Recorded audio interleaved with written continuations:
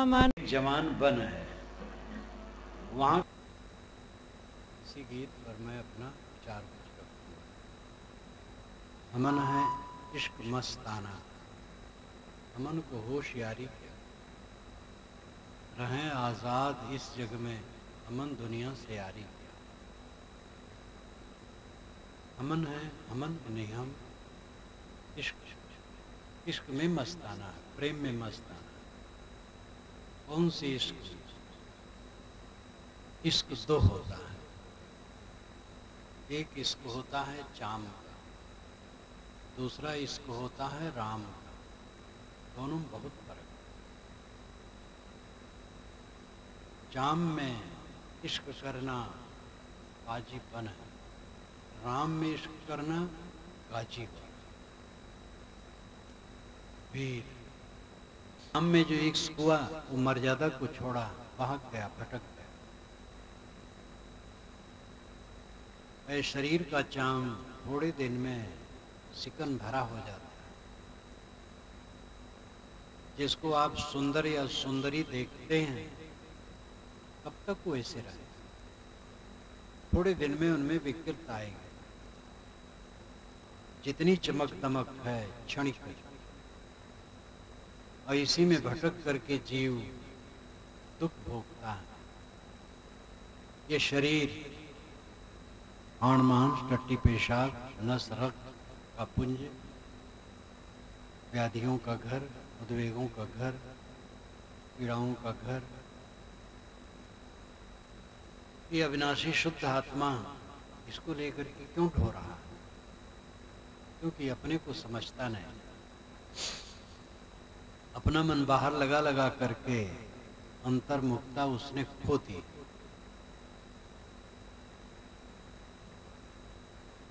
ज्ञानी कहता है मैं तो राम के इश्क में मस्ताना। राम कहने से श्री राम का अर्थ यहाँ नहीं लेना चाहिए। वह राम साहब कहते हैं जो श्री राम में भी था, हमारे में भी है, आप में भी है। कहें कबीर ये हरि के बूता, राम रमे ते कुकुरी पूता। राम तो कुकुरी के पूत में भी रमा है। सब घट मेरा साइया सूनी सेज न को। प्राणी मात्र को जो राम मानता है, राम न माने रहीम माने कोई बात नहीं, एक ही बात। राम रहीम करीमा केशो ये तो शब्द है, लेकिन तत्व एक है, तो सबके अंदर में विद्यमान है। उस आत्मा में जो इश्क करता है, परमात्मा में इश्क करता है, उसको होशियारी की क्या आवश्यकता है? होशियारी चतुरता, चालाकी, भोगों के लिए चपलता, तू मैं। भाई से भी छिपा करके पैसा अलग रखा जाता है, माता पिता से भी, मित्र को भी धोखा दिया जाता है, पार्टनर को धोखा दिया जाता है। ये होशियारी, क्योंकि हमारा इश्क भोगों में, जब इश्क राम में होगा, अंतरात्मा में होगा, परमात्मा में होगा, जो अंदर में बैठा आत्मा के रूप में विद्यमान है, तो होशियारी खत्म हो जाएगी। इसका मतलब नहीं वो बेवकूफ हो जाएगा, वही तो बहुत बड़ा बुद्धिमान है। लेकिन वो दुनियादारी चीजों के लिए चतुरता नहीं करेगा जिससे दूसरे को क्षति होती है। दूसरे को धोखा दे दे करके लोग धनी बनते हैं। अमन है इश्क मस्ताना, अमन को होशियारी क्या। इश्क में मस्ताना हो गया, राम के इश्क में, राम के प्रेम में मग्न हो गया, अंतर्मुख हो गया, तो दुनिया के पदार्थों के लिए वो होशियार नहीं रहेगा, सरल रहेगा। अमन है इश्क मस्ताना, अमन को होशियारी क्या। रहें आजाद इस जग में, अमन दुनिया से यारी क्या। अगर हम आजाद रहना चाहते हैं तो दुनिया से मोहब्बत छोड़ो। प्रश्न होता है दुनिया की मोहब्बत छोड़ देने का मतलब है बिल्कुल अस्वाभाविक हो जाना। यहाँ दुनिया की मोहब्बत का अर्थ है दुनियादारी की मोहब्बत। लोगों से प्रेम न करना ये नहीं है। जो दुनिया की मोहब्बत छोड़ देता है वो दुनिया भर को प्यार देता है। कबीर साहब की एक साखी है, मैं रोऊं या जगत को, मोको रोवे न कोय, मोको रोवे सो जना जो शब्द विवेकी होए। मैं जगत के लिए रोता हूँ लेकिन मेरे लिए कोई रोता नहीं। मेरे लिए वो रोता है जो शब्दों का विवेकी है। मोही आदमी अपने बच्चे के लिए, पत्नी के लिए रोता है, जगत के लिए नहीं रोता। जो निर्मोही होता वो जगत के लिए रोता है। मैं रोऊं या जगत को।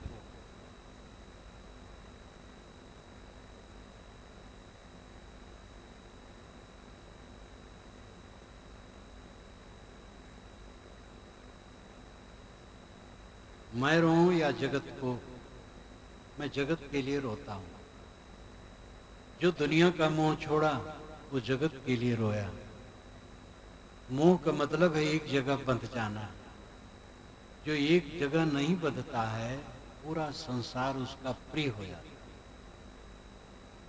जो एक घर को छोड़ता है दुनिया का सारा घर उसका हो जाता है। वो घर तो घर में तो रहना पड़ता है, घर छोड़ने की जरूरत नहीं। मन से घर को छोड़ो। घर को समझो मुसाफिर खाना।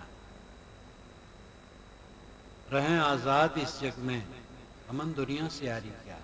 अगर आजाद रहना चाहते हैं तो दुनिया की मोहब्बत छोड़ना होगा। और दुनिया की मोहब्बत करोगे तो आजाद नहीं रहोगे, स्वतंत्र नहीं रहोगे। सर्वम परवशम दुखम सर्वम आत्मवशम सुखम, ये मनु स्मृत में लिखा है। परवशता ही सब प्रकार दुख है, आत्म सुवस्था सब प्रकार सुख। आत्म सुवस्था वो श्रृंखलता नहीं है, हम जो मन होगा करेंगे, ये नहीं, विवेक से करें। स्वतंत्रता का अर्थ है काम क्रोध लोभ मोह का गुलाम न होना, राग द्वेष का गुलाम न होना, चित्त विवश न होना। हमारा चित्त विवश न हो, स्वतंत्र शांत रहे, ये स्वतंत्र। और व्यवहार में स्वतंत्रता बरतने से काम नहीं बनेगा। स्वतंत्रता में परतंत्रता है, परतंत्रता में स्वतंत्रता है। माता पिता गुरु पीर की मर्यादा मानो, अदब से रहो, लिहाज से रहो। परतंत्र होके रहो तो स्वतंत्र रहोगे, और स्वतंत्र होगे तो परतंत्र हो जाओ। सड़क पर चलो और कहो कि हम स्वतंत्र हैं, दाएं चले चाहे बाएं चले, तो गड़बड़ होगा। बाएं चलने के लिए परतंत्र रहो। मैं यहाँ 11 बजे आने के लिए परतंत्र था। 11 बजे के पहले ही अपने कक्ष से निकल करके आंगन में खड़ा हो गया था। कोई इधर से बुलाने नहीं गए, तो साथी ने कहा बुलाने की कोई बात नहीं, अब समय हो गया। कुछ काम बस कमरे में फिर गया, तब तक कई नौजवान पहुंच गए बुलाने। मैं कहूं मैं स्वतंत्र हूं, ये नहीं चलेगा। मैंने समय दिया है। मैं सहारनपुर से कहता मैं स्वतंत्र वहां नहीं जाऊंगा, ये कोई बात नहीं। इस परतंत्रता में स्वतंत्रता है, मर्यादा की परतंत्रता अच्छी। देखो इधर देवता बैठे, इधर देवियां बैठे, ये कोई परतंत्रता नहीं, एक मर्यादा है। घुल मिल करके बैठना अच्छा नहीं, इसलिए मर्यादा की परतंत्रता अच्छी है।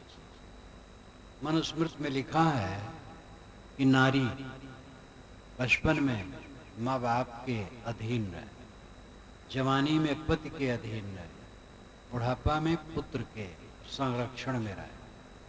तो कितनी क्रांतिकारी स्त्रियां इसको बहुत कट रूप में लेती। एक ने तो लिखा कि नारी के लिए तो जहन्नुम ही अच्छा है। वो बिना समझ की बात। माँ बाप के अधीन रहें बच्चियां, मर्यादा से रहे, वो श्रृंखल होके घूमे ना। युवती हैं तो पति के अधीन रहे, उन अधीन रहने में गुलामी नहीं, एक मर्यादा है।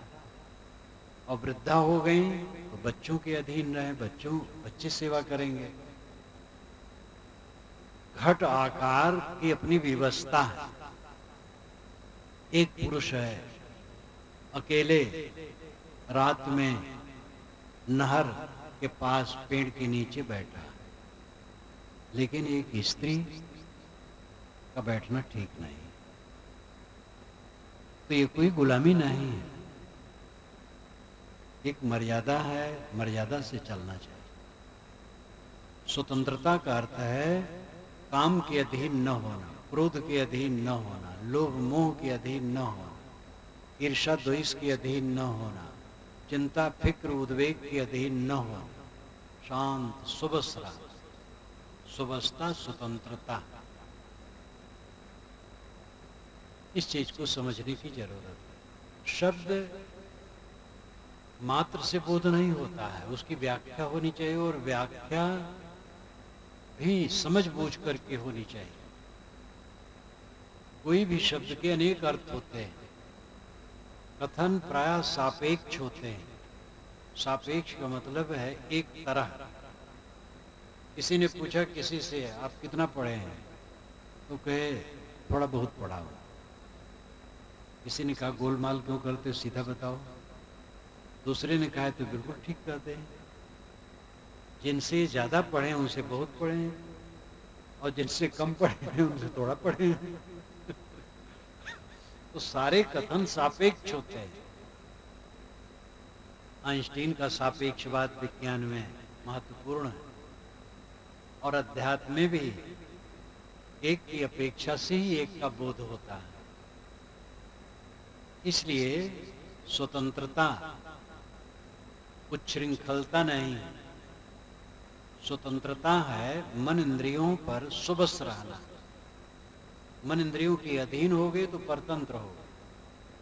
कितने लोग परतंत्रता को स्वतंत्रता मानते, मन के गुलाम हैं, कहते हम स्वतंत्र हैं। पिता के सामने सिगरेट पिएंगे, हम स्वतंत्र हैं। अरे सिगरेट कहीं न पियो, पिता के सामने तो पीना ही गलत है, और पिता ही पीते हैं तब तो डूबा है। इसमें कितने पिता बैठे होंगे जो तंबाकू खाते होंगे, बीड़ी पीते होंगे, और कुछ अड्ड-बड्ड खाते होंगे। देवियों को धन्यवाद है, ये इससे बची हैं। हाँ, कोई कोई खाता, लेकिन गलत करते हैं, ऐसा न कर। तो रहें आजाद इस जग में, हमन दुनिया से आरी क्या। जो बिछड़े हैं प्यारे से, भटकते दर बदर फिरते।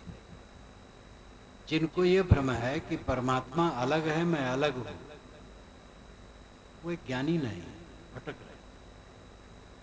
दर बदर, द्वार द्वार भटक रहे हैं। गया, बद्री, केदार, काशी, काबा भटक रहे हैं। भटक करके जैसे थे वैसे आ गए। मक्का गए, मदीना गए, घूम फिर करके जैसे थे वैसे आ गए। एक सूफी संत ने कहा है, वैसे भारत में भी कहा जाता है, भाई चारों धाम करके आ गए, लेकिन तंबाकू नहीं छूटा, क्रोध नहीं छूटा। जो बिछड़े हैं प्यारे से, भटकते दर विदर करते। जो ये समझते हमारा प्रीतम परमात्मा हमसे अलग है, वो भटकते। याज्ञवल्क्य ने बृहदारण्यक में कहा है, जो समझता है देवता अन्य है, मैं अन्य हूं, देवताओं का पशु। जैसे अनेक पुष्प मिल करके एक मनुष्य की सेवा करते हैं, वैसे अनेक मनुष्य एक देवता की सेवा करते हैं। और कोई पशु अगर किसी के हाथ से निकले तो उसको बुरा लगता है, ऐसे कोई मनुष्य अगर ये समझ ले मैं ब्रह्म हूं, तो देवता को अच्छा नहीं लगता। ये देवताओं का परिहास किया है याज्ञवल्क्य ने। कहा देवता कौन है? अरे आत्मा देवता है। देखो यहाँ सब देवी देवता बैठे हैं, इतनी अच्छा देवी देवता आप देख रहे हैं, फिर भी संतोष नहीं है। ये देवी देवता जो खाते हैं इनको खिलाते नहीं हैं, और जो नहीं खाते उनको भोग लगाते हैं।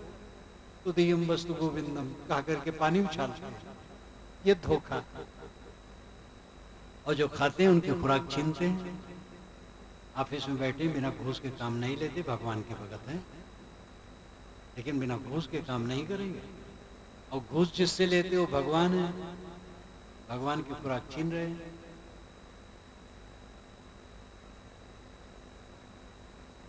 जो बिछड़े हैं प्यारे से भटकते दर बदर फिरते, जिनको भ्रम है कि परमात्मा अलग है मैं अलग हूं, वे भटकेंगे, सदा भटकेंगे, कभी कल्याण नहीं होगा। स्वामी शंकराचार्य ने कहा है, आत्मा और ब्रह्म की एकता के बिना मोक्ष नहीं हो सकता।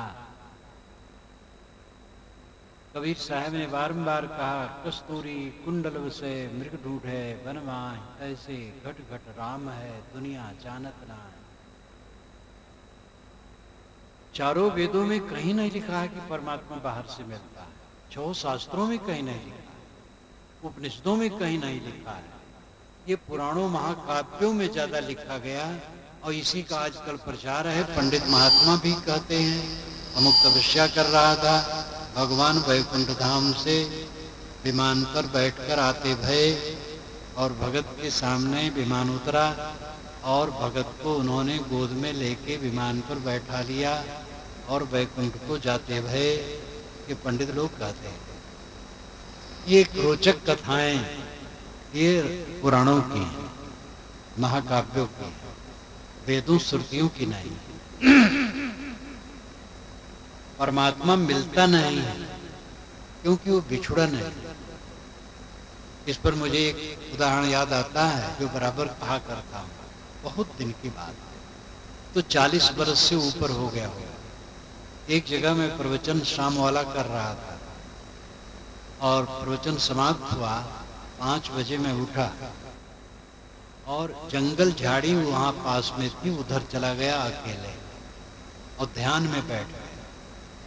एक 20-22 बरस का जवान मेरा पता लगाया, और खोजते खोजते वहां गया।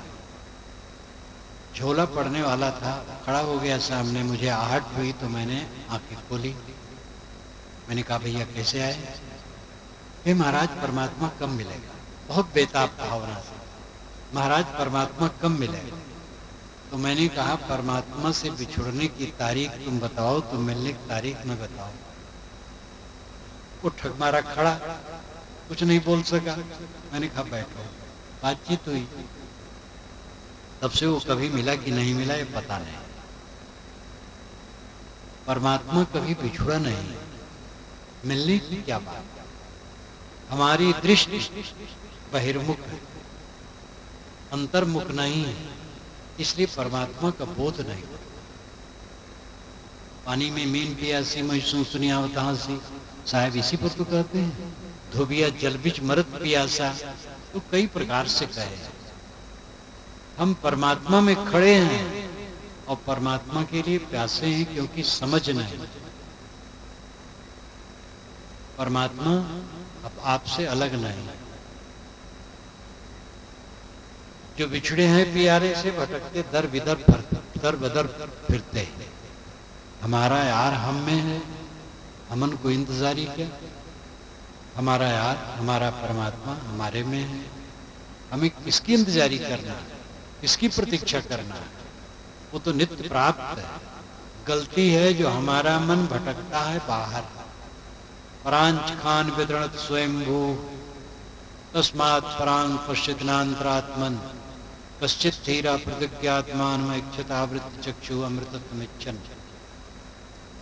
कठ उपनिषद में यमाचार्य ने नचिकेता को समझाते हुए कहा, परांच खान वितरणत स्वयंभू। परांच नाम बाहर, खान का अर्थ छेद, वितरणत का अर्थ फोड़ना, स्वयंभू प्रकृति। यह प्रकृति मनुष्य के शरीर की इंद्रियों को फोड़ फोड़ करके बाहर निकाला।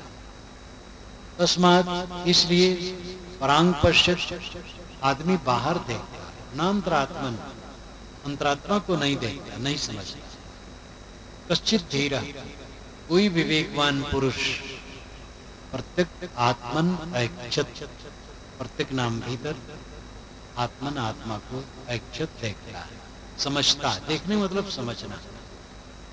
ऐसे देखता है, आवृत चक्षु अमृतत्व इच्छन, अमृतत्व इच्छन, अमरता की इच्छा लेकर आवृत चक्षु, आंखों को बंद करके अर्थात इंद्रियों को समेट करके अंतरात्मा को देखता। प्रकृति ने हमारी इंद्रियों को फोड़ फोड़ कर बाहर निकाला है, इसलिए हम बाहर देखते हैं।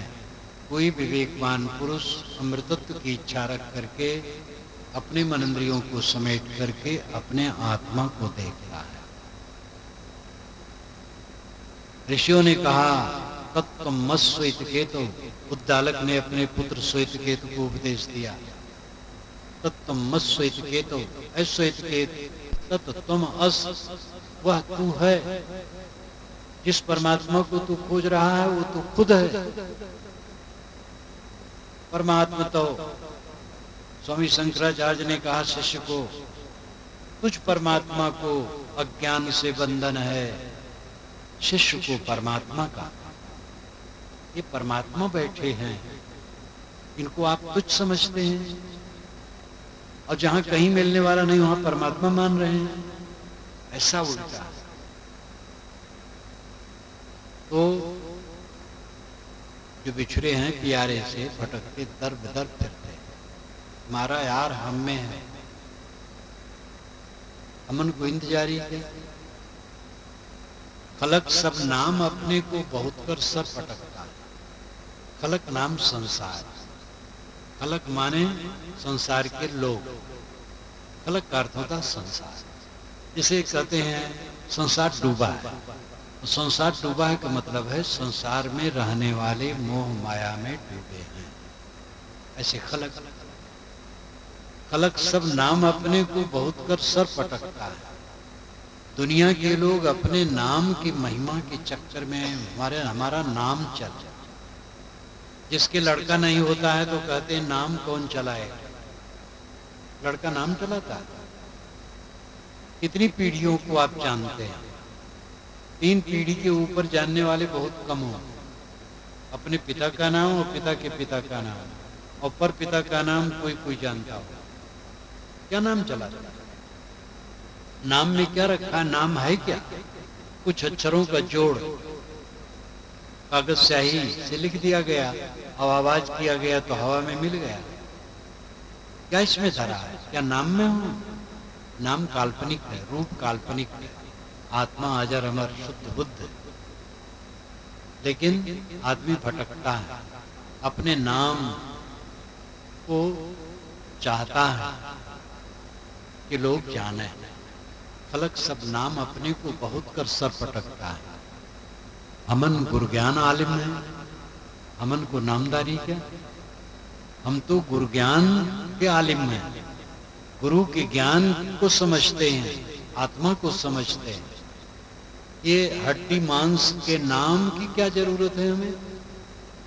ये हड्डी मांस का ढांचा शरीर, इसी का नाम और रूप, कूड़ा कचड़ा, इसमें क्या धरा है? मैं दिव्य हूं, निर्मल हूं। अपनी निर्मलता को समझो, आत्मा को समझो, अपने मन को आत्मा में लगाओ, देहाभिमान छोड़ो। देहाभिमान से सारे पाप होते हैं। देहाभिमान के कारण आदमी पर स्त्री में लुब्ध होता है, पर पुरुष में देवियां लुब्ध होती हैं। अनैतिक काम करते हैं, मर्यादा विरुद्ध, अपना पतन करते हैं और समाज में प्रदूषण फैलाते हैं। देहाभिमान के कारण दूसरे के हक को मारा जाता है और हक किसी का रह नहीं जाता है। जब 2 आदमी जमीन पर रस्सी फेंक करके और नापते हैं, यहां से मेरी जमीन, वहां से तेरी जमीन, तो जमीन मानो हंसती है कि बेवकूफों, तुम दोनों मेरे हो, मैं तुम्हारी नहीं। सब नापने वाले जमीन में जाते हैं और जमीन वैसे रहती है। जिस जमीन को हमने अपने नाम से रजिस्ट्री करवाई है, अरबों खरबों लोगों के नाम से उसकी रजिस्ट्री हो चुकी, अरबों खरबों के नाम से उसकी रजिस्ट्री होगी। इसीलिए साहब ने कहा, भूला लोग कहें घर मेरा, जा घर में तू भूला डोले सो घर नाही तेरा। आप कहते मेरा घर है क्योंकि आपने बनवाया है, लेकिन अगर मच्छर मक्खियां छिपकलियां बोल सकती तो कहती हमारा घर है। आप कहेंगे आपने बनवाया है, वो कहेंगे हमारा जन्म इसमें हुआ, जन्म जात अधिकार। किसका घर है? हमारे शरीर में न मालूम कितने जीव जन्म लेके खा करके हमारे मांस रक्त को और मर मर के चले जाते हैं। संसार को समझो तब पता लगे यहां आपका क्या है। शरीर का एक एक कण अपना नहीं है, ये मिट्टी पानी आग हवा के कणों का जोड़ है। खलक सब नाम अपने को बहुत कर सब पटकता है। हमन गुरु ज्ञान आलिम है, हमन को नामदारी है। आत्मज्ञान हुआ, आत्मरत हुआ, आत्म संतुष्ट हुआ तो देह के नाम रूप से उदासीनता हो जाती। शरीर एक मिट्टी का लौंदा है और इसकी सार्थकता है आत्मज्ञान हो जाए, आत्म संतोष मिल जाए, अंतर्मुख साधक हो जाए, अंतर तृप्त हो जाए, ये उसकी विशेषता है। और फिर तो शरीर छूट जाएगा, शरीर रहने वाला नहीं है। लेकिन जीवन बीत जाता है, इस पर लोग सोचते ही नहीं। एक सूफी फकीर ने कहा है, बका पर किसी का ध्यान ही नहीं है। ऐसा आश्चर्य है, बका पर किसी का ध्यान ही नहीं है। संस्कृत में शेष कहते हैं, अरबी फारसी में बका। शेष बचा हुआ, बका बाकी। शेष भगवान, शेष साई विष्णु भगवान हैं, आप सुने होंगे। सांप पर सोते, सांप पर कोई सोएगा? शेष का मतलब बचा हुआ, जो बचे हुए में विश्राम करे वो विष्णु भगवान है। बचा हुआ कौन है? कोई भी गणना, कोई भी संख्या हो, विभाग करते जाओ, विभाग हो जाएगा जब तक डबल रहेगा। जब सिंगल होगा तो शेष, छोड़ते छोड़ते जो बच रहा वो शेष। आत्मा शेष है। आप सबको छोड़ो, सबका मोह छोड़ो, सबको छोड़ो, सब छोड़ दिए, शेष रह गए। ये जो शेष अवस्था है ये विष्णु है। विष्णु वेद के अनुसार सूर्य। आप लोगों ने सुना होगा, विष्णु भगवान ने बामन का रूप बना करके बलि को छल लिया। विष्णु भगवान जब दुनिया भर के मालिक थे, तो अगर उनको राज लेना होता तो बावन से कह देते, भाई तुम हट जाओ, मैं राजा रहूंगा। वो छली क्यों बनेंगे? लेकिन बलिछलन विष्णु का एक नाम ही हो गया। पुराणों ने बड़ी गड़बड़ियां मचाई। ऋग्वेद में 2 दर्जन बार 3 कदम रखने की बात आई। विष्णु के 3 कदम, ये 2 दर्जन बार है। मैंने वेद क्या कहते में लिखा है। 1 दर्जन तो खुल करके है और 1 दर्जन उर्गाय उर्क्रम कह करके है। उर्गाय उर नाम बहुत, गाय नाम गाना, जिसकी बड़ी प्रशंसा की जाती है विष्णु के 3 कदमों की। और उर्क्रम यानी क्रम नाम चलना, बहुत चलना, 3 कदम से चलना। तो 1 दर्जन बार तो ऐसा है और 1 दर्जन बार खुलासा है। और उसमें एक मंत्र ऐसा है जिसको पंडित लोग अपने कर्म कांड में भी प्रयोग करते हैं। इदम विष्णु विचक्र में त्रेधा निदधे पदम समूढ़ मत्स्य पांसुरे, ये ऋग्वेद का मंत्र है। इदम यह, यहाँ विष्णु विष्णु विचक्र में चले, त्रेधा 3 प्रकार से, निदधे रखे पदम पैर, समूढ़ मंस पांसुरे, उनके पांसु से, धूल से सारा संसार ढक जैसा। ये इसका अर्थ है। और इसका अर्थ आज से 2800 वर्ष पूर्व यास्क मुनि हुए हैं जिन्होंने निरुक्त लिखा है, और उन्होंने 22 निरुक्तकारों का उदाहरण दिया है, लेकिन उन 22 का निरुक्त है नहीं, केवल यास्क मुनि का। उन्होंने कहा है कि पुराने निरुक्तकार ने बताया है कि सूरज विश्व और उसकी किरणें उसके कदम, जमीन पर पड़ना, अंतरिक्ष यानी आकाश में पड़ना, द्लोक यानी तारामंडल में पड़ना, ये उसके 3 कदम रखना है। और ये अर्थ देश विदेश के सभी वैदिक विद्वान मानते हैं। इसमें एक मत है, 2 मत नहीं। विश्व का अर्थ होता है जो प्रवेश करे, विश्व धातु से विष्णु शब्द बनता है, विश्व प्रवेश करना। सूरज की किरणें सब में प्रविष्ट होती है, इसलिए सूरज विश्व।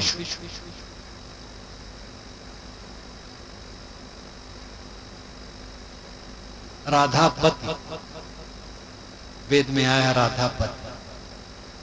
तो राधा है धन और उसका पति है सूर्य।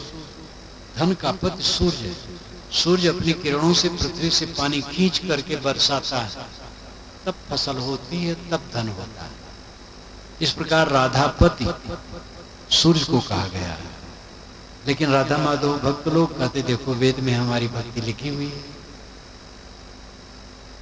इसी प्रकार ईशावास्यमिदं सर्वम शुक्ल यजुर्वेद के 40वें अध्याय का पहला मंत्र है। तो ईसाई कहते देखो आपके वेद में लिखा है ईशावास्यमिदं सर्वम, ईसा का नाम वेद में आया है।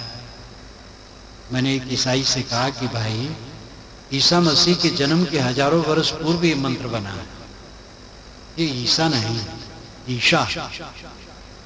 और ईशा स्त्रीलिंग शब्द है। ये जगदम्बा और शक्ति के लिए अर्थ किया जा सकता है, लेकिन रूढ़ है ईश्वर। इसी प्रकार रामाकृष्ण औषध है वेद में। तो ये रामकृष्ण जो आज जपते हैं आप, वो नहीं। महावीर शब्द है वेद में, जो सोमरस भरने का मिट्टी का कलश है। लेकिन लोग कहते देखो महावीर का वर्णन, हनुमान जी का वर्णन वेद में है। एक वीर एक जगह आया ऋग्वेद में, आशु शिशानो वृषभो न भीमो घना घनश्चोभ्रश्चर्षणीनाम संक्रंदनो अनमिक एक वीरा शतम सनया सेनाजित शाकमेंद्र। उसमें एक वीर है और पौराणिक कबीर पंथियों ने अर्थ कर लिया अय कबीर। तो कहते देखो कबीर वेद में भी कबीर, लेकिन वेद में कबीर नहीं, एक वीर, अद्वितीय वीर, इंद्र के लिए महिमा। आशु शिशानो वृषभो न भीमो, आशु नाम जल्दी, शिशानो नाम तेज, वृषभ नाम बैल के समान, वृषभो न भीमो, वृषभो न यानी वृषभ के समान, भीमो नाम भयंकर, आशु शिशानो वृषभो न भीमो, घना घनस युद्ध करना, क्षोभड़स चर्षणी नाम, चर्षणी नाम भीड़ में क्षोभ हलचल पैदा कर देना। आशु शिशानो वृषभो न भीमो घना घनस क्षोभड़स चर्षणी नाम संक्रंदनो, संक्रंदन चिल्लाना, संक्रंदनो अनमिष पलक झपटे ही कूद पड़ना, अनमिष एक वीर, एक वीर अद्वितीय वीर, अजय जीत लेता है। शाकम इंद्र, शाकम साथ साथ इंद्र, इंद्र बहुत तेज है और बैल के समान भयंकर, चीत्कार करते हुए भीड़ में घुस जाता है और सबको जीत लेता है। ये इंद्र की महिमा में, कबीर की महिमा में नहीं। अथर्व वेद के आखिर में आया है कि 12 ऊंट या 12 कुछ ऐसे, इस समय याद नहीं, मैंने लिखा है। तो कुछ मौलवी कहते देखो 12 बीबियां हजरत मोहम्मद की हैं, ये आपके वेद में है। मैं कहता हूँ भाई वेद में वो नहीं है, हजरत मोहम्मद तो भाई 1400-2800 वर्ष हुए हुए, और ये सब हजारों वर्ष पुरानी बात है। तो वेदों का दुरुपयोग सब लोग खूब करते हैं। विष्णु सूर्य वेद के अनुसार, उसकी किरणें उसके पैर हैं और पृथ्वी, अंतरिक्ष और त्रिलोक, चंद्र यानी तारामंडल में पड़ना, उसके 3 कदम रखना, कोई दूषण नहीं। सतपथ ब्राह्मण में विकार आया, मैंने वेद में सब विवरण दिया, विष्णु के 3 कदम पर मैंने सब लिखा है। सतपथ में आया है तो वहां विष्णु को थोड़ा छलिया बनाया गया है, कथा कहने का समय नहीं। उसके पश्चात 52 पुराण बना 10,000 श्लोकों का, उसमें तो अति कर दिया गया।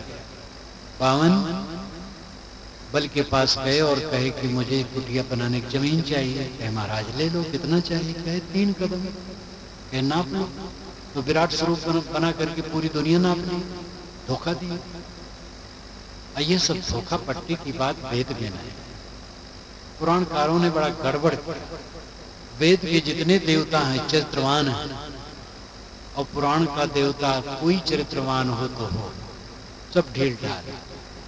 क्योंकि पुराण के लेखक ढील ढाल, तो अपना देवता भी उनका ढील ढाल। आपका भगवान कैसे होता है? जैसे आप होते हैं। किसी का भगवान बकरा खाता है लेकिन सूअर नहीं खाता। किसी का भगवान सूअर बकरा दोनों खाता है। किसी का भगवान सूअर बकरा बिल्कुल नहीं खाता, मिठाई खाता, फल खाता, मेवे खाता। किसी का भगवान तो सूअर बकरा के साथ शराब भी पीता है। तो जैसा पुजारी वैसा भगवान बनाया है। सारे भगवानों और देवताओं की रचना किसने की? आपने की। जैसे आप तैसे आपका भगवान। तो वेद के ऋषि काफी स्वस्थ चित्त के थे और उनका वर्णन बड़ा मनोहर है। पुराणकारों ने गड़बड़ किया, लेकिन इसका मतलब नहीं कि पुराणों में सब खराब था, और पुराणों में भी अच्छी बात यहाँ यह है, विश्व जो सब में प्रविष्ट, किंतु आगे आध्यात्मिक विचारकों ने सूरज तक अर्थ नहीं रखा। ऋत नियम, वेद का, ऋग्वेद का नियम ऋत है। ऋत नाम, ऋतस्य तंतुम विततम। ऋत के तंतु सर्वत्र परिपूर्ण है, नियम के तंतु सर्वत्र परिपूर्ण है। नियम सर्वत्र प्रविष्ट, इसलिए नियम विश्व। नियम को समझो, नियम से चलो। नियम से पानी बरसता है, प्रकृति के नियमों से कोई देवता नहीं बरसा। कोई जानदार देवता बरता है तो अकल से बरसाए। खेत में बरसाएगा, सड़क पर नहीं बरसाएगा, क्योंकि कीचड़ हो जाता है, लोग चलते हैं। वो स्वाभाविक बरसता है, जड़ प्रकृति से बरसता है।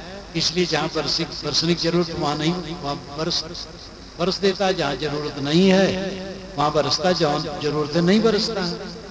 ऐसा भी हो जाता है, सूखा पड़ जाता है, दाह पड़ जाता है। फूल खिलते हैं, कंकर पत्थर बनते हैं, सृष्टि में तमाम प्रपंच का निर्माण होता है। ये ऋत से, नियमों से चलता है। ऋत विश्व, लेकिन अंतिम उपासनी ऋत विश्व आत्मा। आत्मा सब घट में प्रविष्ट है, इसलिए आत्मा विश्व। आत्मा के प्रति विष्णुत्व की भाव लाओ। आजकल विष्णु की पूजा क्या है? शंख चक्र गदा पद्मधारी, सांवला फोड़ा और पद्मासन से बैठा है, ऐसा चित्र या मूर्त, ये विष्णु की उपासना। जैसे कि भारत माता की उपासना। भारत माता एक 30 वर्ष की सुंदरी युवती, तिरंगा झंडा लेकर खड़ी है, वंदे मातरम लिखा है। अब उसी कोई पूजा आरती करे और कहे कि हम भारत माता की उपासना करते हैं, तो ठीक है। भारत माता का उपासक वह है जो कन्याकुमारी से लेकर कश्मीर तक, पंजाब से बंगाल तक के लोगों के प्रति हमदर्द। उसमें केवल हिंदुओं के लिए हो हमदर्द, या केवल मुसलमानों के लिए, या अमुक संप्रदाय के लिए, तो भारत माता का उपासक नहीं। भारत माता का उपासक है भारत में रहने वाले सभी प्राणियों के लिए जो हमदर्द। इसी प्रकार विश्व जो घट घट में प्रविष्ट है, उसके प्रति हमदर्द हो, वो विष्णु उपासक हो, वैष्णव। और खाली शंख चक्र गदा पद्मधारी चित्र या मूर्ति की पूजा कर लिया और कहा मैं विष्णु वैष्णव हूं, तो फादिल है, बालकपन है। असली विष्णु की पूजा है प्राण प्राणी को भगवत स्वरूप समझना। एक महात्मा रोटी खा रहे थे और पास में बैठे कुत्तों को भी दे रहे थे। जवान लोग आए, हंसने लगे। जवानी में हंसी ज्यादा आती है। तो महात्मा ने कहा, विष्णु परिचितो विष्णु विष्णु खादित विष्णु कथम हस्ते विष्णु सर्वम विष्णु एवं जगत। विष्णु विष्णु के पास बैठे विष्णु विष्णु को खिलाता है, विष्णु तो क्यों हंसता है? ये सब विष्णु है।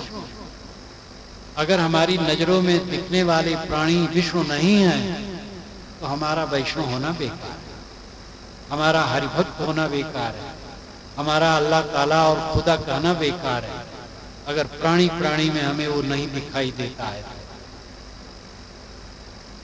तलक सब नाम अपने को बहुत कर सर पटकता है, हमन गुरज्ञान आलिम है, हमर को नामदारी। न बिछड़े पल पिया हमसे, न हम बिछड़े पियारे से। हो ऐसा, हो ऐसी लो लगी हरदम, हमन को बेकरारी क्या। हम प्यारे से कभी न बिछड़े, हो प्यारा हमसे न बिछड़े। ऐसी लगन जिसके अंदर में लगी है उसको बेकरारी बेचैनी कहा। मेरा प्रीतम मेरे में है, तेरा प्रीतम तुच्छ में है। तुम्हारा प्रीतम तुम्हारे में है, तुम और वो दो नहीं हो, अद्वैत हो जाओ। जब तक मन है तब तक द्वैत है, मन शांत हुआ अकेला हो गया, अद्वैत। जड़ चेतन मिला करके जो अद्वैत कहते वो गलत कहते हैं। जड़ अलग है, चेतन अलग है। मन द्वैत बनाता है। ध्यान करो, पहला ध्यान है किसी आधार बिंदु में मन ठहराना। आंखें बंद की, बंद आंखों में अंधकार प्रकाश जो दिखाई देता है उसी में मन टिकाना। ये दृष्टि योग है। सांस आती जाती है, सांस पर मन ठहराओ, सांस का ख्याल रखो और कुछ नहीं, ये स्वर योग।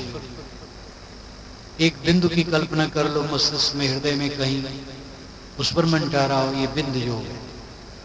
दोनों कानों में उंगलियां डाल लो, आवाज अंदर से सुनाई देगी, उसी में मन लगाओ, ये नाद योग है। किसी महापुरुष का चित्र मन में ले लो, उसी में मन लगाओ, ये साकार योग है।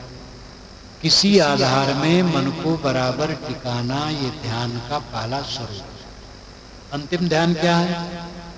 सारे संकल्पों का त्याग कर देना। नदी के किनारे बैठा व्यक्ति नदी की तरंगमालाओं को केवल देखता है, उसमें बहता नहीं। वैसे मन को देखो, मन में बहो न। और मन जब शांत हो गया तो निर्विकल्प अवस्था आ गई, अपने आप स्थित। यथा यथा प्रत्यवस्थितम मन तथा तथा मुंचति वाहि वासना निशेष मोक्षे सति वासना आत्मानुभूति प्रतिबंध शून्य। ये स्वामी शंकराचार्य ने कहा।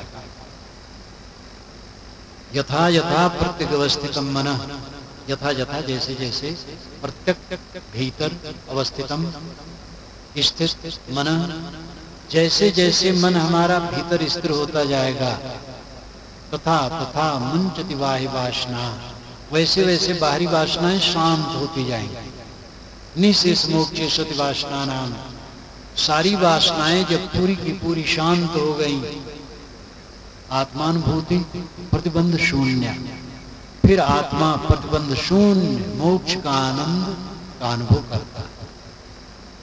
तो संकल्प द्वैत खड़ा करता है। संकल्प शांत हो गया, सारी यादगिरियां शांत हो गई, तो शेष रह गया, बका रह गया, और वही विष्णु है, वही परमात्मा है। कबीरा इश्क का माता दुई को दूर कर दिल से, ये चलना राह नाजुक है, हमन सिर बोझ भारी क्या। कबीर साहब कहते हैं मैं इश्क का माता हूं। ज्ञानी इश्क का माता हो, वो भीतरी इश्क है। किसकी शादी, किसका गम, भू अल्लाहू दम पर दम, वहां हर्ष नहीं, शोक नहीं, और परमात्मा अलग नहीं। कहता है खुद से खुदा जुदा, वो पीर अधूरा, दिखला दे खुद ही में खुदा, पीर उसे कर।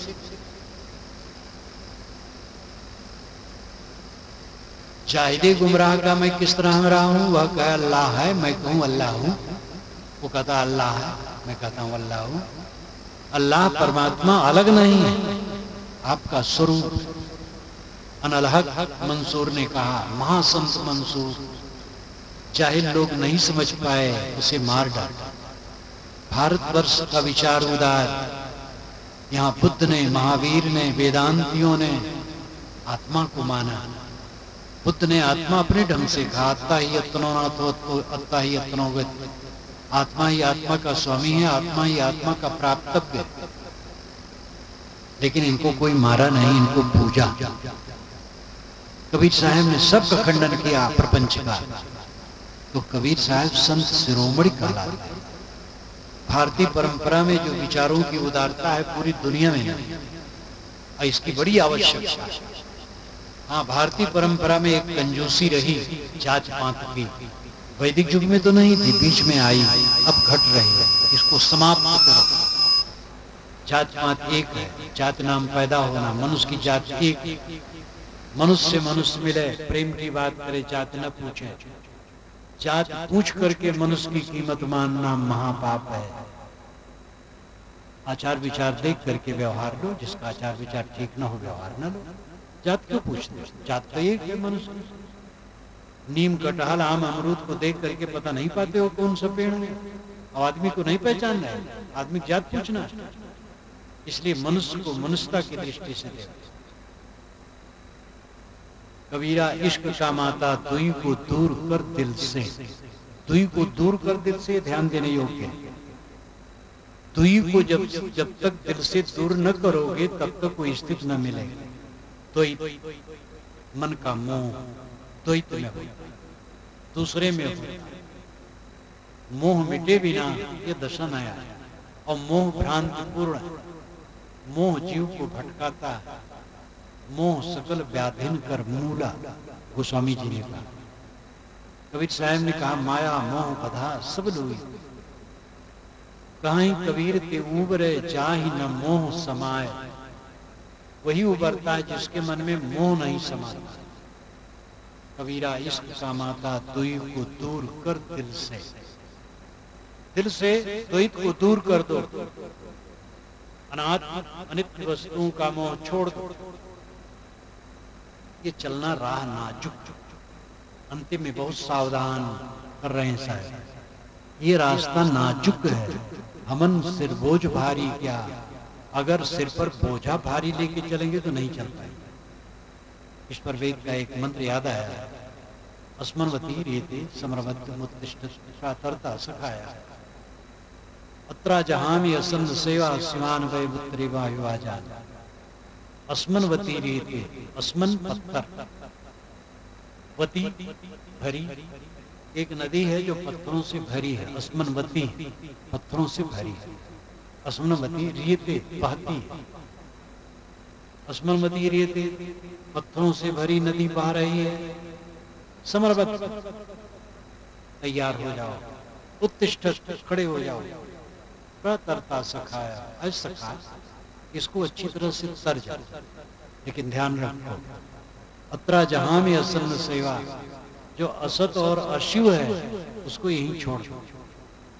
गठरी सिर पर रख करके नदी में तैरना चाहते हो, और ऐसी नदी जो पत्थरों से भरी है, डूब के मरोगे। फेंक दो यहाँ सब गठरी गठरी। शिवान वै मत्रे वाजान, जब तुम पार हो जाओगे तो शिवान मंगलमय, वाजान अन्न धन आत्मज्ञान बोध विचार का जो फल है वो मिल जाए। अर्थ यह है कि पत्थरों से भरी नदी बह रही है, गठरी उतार दो, तैर जाओ, गठरी न ले जाओ, उधर जाओगे खाने पीने की चीजें मिल जाएगी। ये अन्योक्ति अलंकार है। इसका अर्थ है ये संसार पत्थरों से भरी नदी, बाहर भीतर दोनों तरफ। मन महाजंजाल का घर है, ये संसार महाजंजाल, पत्थरों से भरी नदी है। उठो, ऋषि कहते हैं मित्र तर जाओ, लेकिन अत्रा जहां में असन्न सेवा, जो असत और अशिव है यही छोड़ दो। तुम दुनिया भर का मोह बटोर करके चलना चाहते हो, पार होना चाहते हो। ये तो रास्ता एक का है, ये तो पता है प्रेम का खाला का घर ना है। शीश उतारे भुई धरे सो बैठे घर माए। ये खाला का घर नहीं है, ये प्रेम का घर है। और इसमें दो नहीं समाता है, एक ही पहुंचता है। भक्त द्वारा सांकरा राई दसवे भाई, मन तो मैगल होए रहा कैसे आवे जाए। ये अहंकारी मन कैसे पार पाएगा। तरबे को है दीनता रूबन को अभिमान। ये चलना राह नाजुक, कल्याण का पथ नाजुक रास्ता है। बोझा लेके न चलो, सब छोड़ दो। तो क्या छोड़ दो? खाना पानी छोड़ दो, घर द्वार छोड़ दो। हम लोग घर द्वार छोड़ते दूसरे घर द्वार में रहते हैं, आम भी खाते हैं, कपड़ा पहनते हैं। तो जो घर द्वार छोड़े हैं वो छोड़ करके काम करें, जो घर में है वहां काम करें। अंत में सबको शरीर छोड़ना है। साधु लोग संसार से जाएंगे, गृहस्थ नहीं जाएंगे, सबको जाना है। इसलिए बका पर ध्यान दो। अंत में क्या शेष रहेगा जब मेरा शरीर नहीं रहेगा तब? क्या इस पर 24 घंटे में एक बार कोई सोचता है? साल साल बीत जाता, नहीं सोचता। जब कोई मर जाता है तब लोग कहते हैं हाँ भैया दुनिया छोटी है। और कोई योग व्यक्ति मर जाए तब ज्यादा लगता है, परंतु थोड़े में भूल जाते हैं। कई जगह तो लाश पड़ी रहती है, दो भाई लाठी उठा लेते हैं हिस्सा के लिए। कितनी बदहवाशी। अन्य हनि भूतानि गच्छन्ति हिमालयम शेषास्थावर में चंद्रमाता परम। रोज रोज प्राणी हम लोग को जाते हैं, लेकिन जो बच्चे हैं वो चाहते हम यहीं रहें। इससे बड़ा आश्चर्य और क्या हो। ये चलना राह नाजुक, ये जो स्वरूप स्थित आत्म स्थित परमात्मा लीनता का रास्ता है नाजुक। इसमें बोझा लेके चलोगे तो नहीं जा पाओगे। बोझा छोड़ दो, अहंता ममता समाप्त कर दो। एक कहानी कहूंगा और समाप्त करूंगा। एक कलाकार था, कहानी आप जानते, याद कराना। एक कलाकार था, वो मूर्ति बनाता था और बेचता था, ये उसका पेशा। 90 वर्ष का हो गया तो सोचा अब तो मौत निकट है, तो अपनी शक्ल में उसने 100 मूर्तियां बना करके और अपने कक्ष में खड़ा कर दिया। जब मौत आएगी तो इसी में खड़ा हो जाऊंगा, वो पहचान नहीं पाएगा कौन असली आदमी है। मौत आई अपने शागिर्दों के साथ, वो खड़ा हो गया, उसमें समझ नहीं पाई असली आदमी कौन है। लौट गई, यमराज से कही। यमराज ने मौत को बताया, युक्ति बता दी, अब जाओ। तो अपने साथियों के साथ मौत फिर कलाकार मूर्तियों में खड़ा हो गया। एक साथी ने कहा कि वाह, मूर्तियों का बनाने वाला तो क्या पूछा, बहुत बड़ा कलाकार है। ये मूर्तियां मालूम होती अभी बोल देंगे। दूसरे ने कहा हाँ, लेकिन इसमें एक भयंकर खामी है। कलाकार ने कहा क्या खामी है? मौत ने कहा पकड़ो पकड़ो, यही आती है।